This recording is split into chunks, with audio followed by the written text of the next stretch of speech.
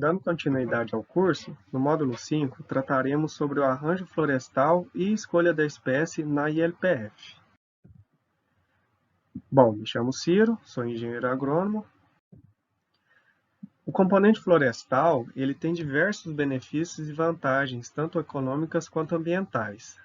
A primeira delas condiz com o sequestro de carbono, que tem sido uma das mais viáveis práticas no mundo atual para a mitigação dos gases de efeito estufa. Tal prática tem sido muito utilizada também no mercado de compra e venda de carbono, de créditos de carbono, que é uma chance do produtor conseguir melhorar sua renda e está bem em voga. Também há a disponibilização de produtos florestais, não só madeira, mas algumas espécies fornecem essências, pode-se usar a casca, frutos, flores e tantas outras opções. O uso de árvores em uma área também reduz muito os riscos por erosão, já que as árvores criam uma malha com suas raízes, favorecendo a estruturação do solo e a agregação desses estruturados. Também ajuda na recarga e qualidade da água, já que é sabido que próximo a fontes de água ou nascentes é necessário que se mantenha a vegetação e as árvores ajudam muito atuando com esse papel. E também pode servir de renda extra após alguns anos, quando se faz o corte, seja para carvão, lenha ou quando se espera um pouco mais e faz-se o corte para serraria. Além disso, o produtor pode deixar de gastar um pouco quando, por exemplo, ele usa de postes produzidos na própria propriedade, onde o tratamento dessa madeira é feito na própria propriedade. Então, assim, são inúmeros benefícios e grandes vantagens no uso de árvores, além do conforto animal, além da melhoria das condições físicas do solo e ajuda na fertilidade deste também. Bom, tratando sobre os arranjos florestais que podem ser utilizados, eles estão diretamente relacionados com a finalidade da produção. O que isso quer dizer? Pode-se ter produção para madeira, para frutos, isso vai depender muito do porte da árvore, do tipo de copa e de como que essa vai ser manejada. Então, por exemplo, aqui se tratando de um manejo para produção de madeira, que é o mais comum nesses sistemas, nós vamos ter que trabalhar com diferentes faixas ou renques.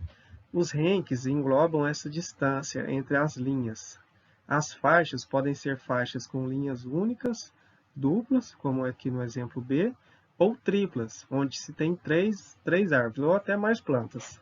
Mas em sistemas de LPF tem se utilizado geralmente para a produção de madeira até 3 faixas.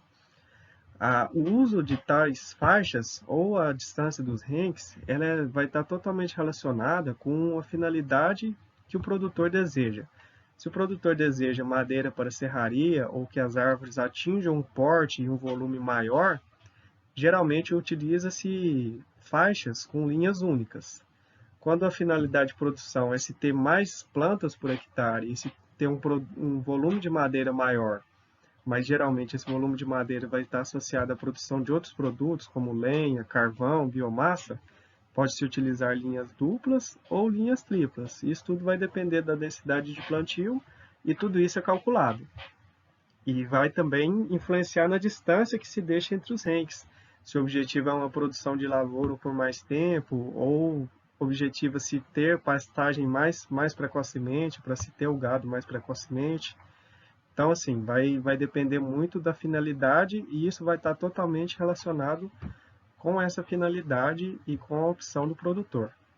Deve-se atentar também, como o sistema de LPF é um sistema onde geralmente vai se ter um trânsito grande de máquinas para a manutenção da área, para as aplicações, atividades de semeio e pulverizações em geral, e deve-se atentar para deixar a distância entre os renques, quando se considera um implemento, o tamanho mínimo desse implemento e pelo menos 2 metros, 1 metro de cada lado, para que se tenha essa distância mínima necessária para que essas operações não influenciem o componente florestal.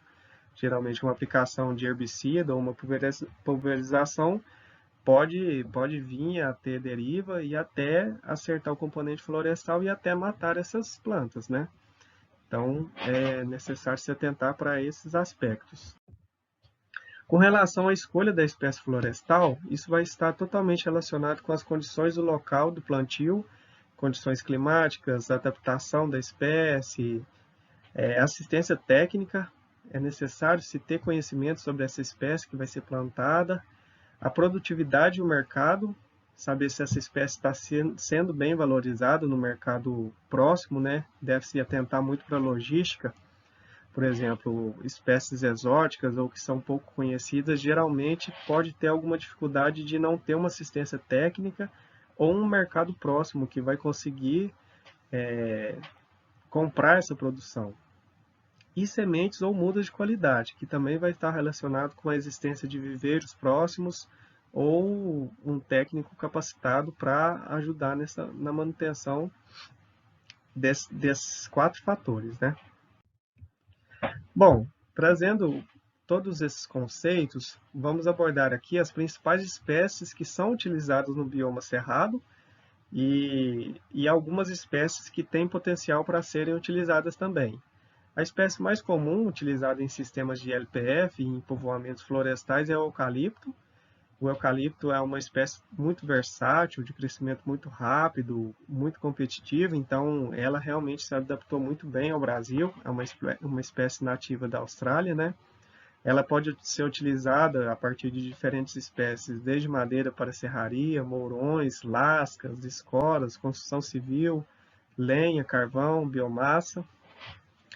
E as maiores restrições são com relação à mortalidade, quando se faz o plantio, ou alguma outra restrição, seca ou falta d'água.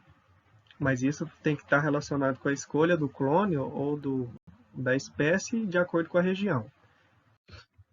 Outra espécie muito utilizada, que tem sido cada vez mais utilizada em povoamentos em sistemas de LPF, é a teca, chamada Tectona grandis. Ela é uma madeira nobre e ela é uma madeira muito valorizada, tanto no mercado nacional quanto no mercado internacional.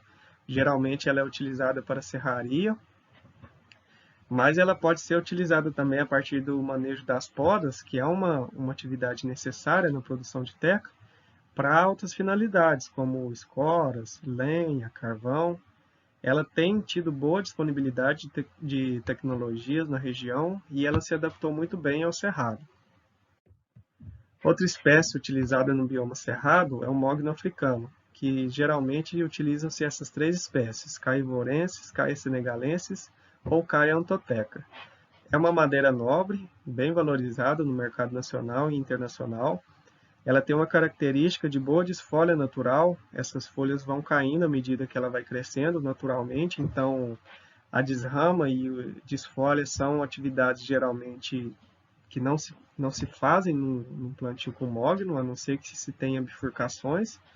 Só que um entrave na produção e na disponibilização, na entrada de animais nas áreas com mogno africano, é que as folhas dele são muito atrativas para bovinos. Então, geralmente utiliza-se mais bovinos em áreas de LPF, pode-se ter problemas quando se solta com plantas com 2 anos ou menos. Outra espécie que vinha sendo muito utilizada no bioma cerrado é o mogno brasileiro. Ele também é uma espécie de madeira nobre, é uma madeira nativa, mas o seu cultivo tem sido inviabilizado pela broca do ponteiro, que é uma broca que geralmente aparece no ponteiro, nas mudas, até 2 anos, podendo aparecer mais para frente, e faz com que ela perca essa dominância apical e solte galhos laterais. E à medida que ela vai soltando esses galhos, vai se tendo nós na madeira. E madeira nobre para serraria com nós, ela perde totalmente seu valor de mercado. Há relatos de produtores que perderam toda a produção por conta dessa praga. Outra espécie que tem sido mais utilizada no cerrado e tem se adaptado muito bem é o cedro australiano. Ele é uma planta muito interessante porque ela tem uma tolerância à sombra na fase jovem, que isso é muito bom quando se, por exemplo, já tem uma área implantada com forrageira que está alto ou alguma coisa assim. Ela tem um crescimento rápido e a madeira já é consolidada e valorizada no mercado nacional, então ela seria fácil de escoar a produção.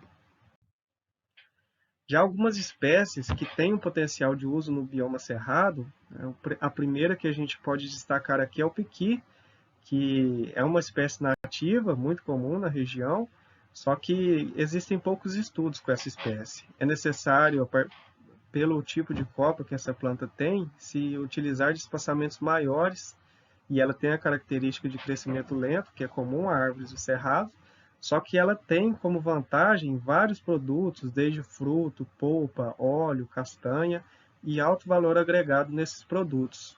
E a ideia da produção de pequi, a princípio, seria a utilização dos seus produtos sem ser a madeira, já que é uma planta que demora tanto para crescer, né?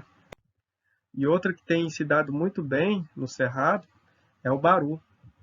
Da mesma forma que o piqui, ela também tem um crescimento lento e é necessário o uso de espaçamentos maiores. Uma árvore de baru pode chegar até 25 metros.